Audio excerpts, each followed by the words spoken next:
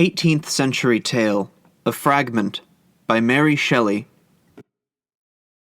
In the summer of the year 17, a lady who resided in a delightful house in Buckinghamshire assembled together a party whose sole object was to amuse themselves and to enjoy the short season of heat as pleasantly as they could. The house of this lady was situated on the River Thames, halfway between Marlow and Henley.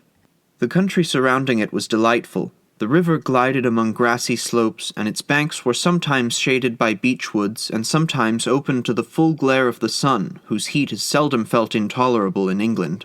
Near her house, several beautiful islands were formed in the river, covered with willows, poplars, and elms.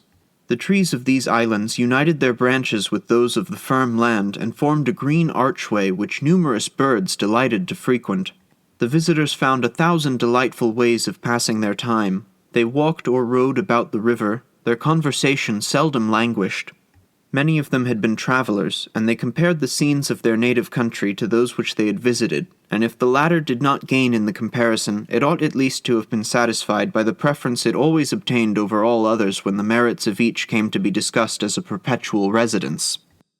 One day, after passing the morning on the water and having refreshed themselves under the shade of a great oak which grew on the banks of the river, the conversation fell on the strange events that had occurred in the life of a lady, one of their company, and they all entreated her, if the remembrance would not distress her, to relate those events which, although a part of them was known to almost all the company, none were fully and distinctly acquainted with.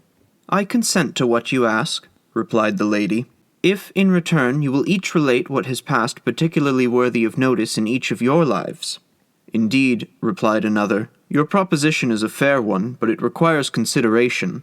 Let each individual examine for a moment his past life and determine how he chooses to make us all his confessors." "You misunderstand me," replied the first lady. "I do not demand that you should make any confessions, but merely relate those events which have taken place that have reference to yourselves, not telling all the truth if you have anything you wish to conceal, and who has not, but promising not to falsify anything." "And what are those to do who have nothing to tell?"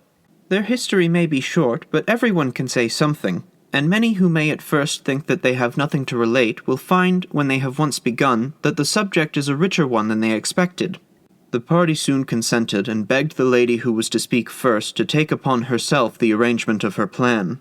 She said, "I will commence that I may set a good example, and then you may each follow in order as you sit, and if today is not long enough, which I believe it will not be for us all to speak, we can choose a grassy spot like this tomorrow and the next day, and I think that you will find that my plan will give a little zest to our excursions. I will begin, so sit round me in a half-circle and give me your attention until I weary you, and then bid me break off, and another shall speak who will try to have better success. That my story may have a suitable commencement, I will inform you, what perhaps you know already, that my name is Maria Graham. My maiden name was Langley. My father and mother died before I was 10 years old, so that I only remember the latter, and that I wept when I lost her.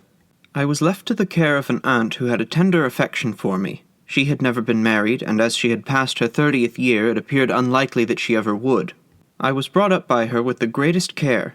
We lived in the country, but she had herself been very well educated, and she spared no pains in teaching me the rudiments of all the fashionable,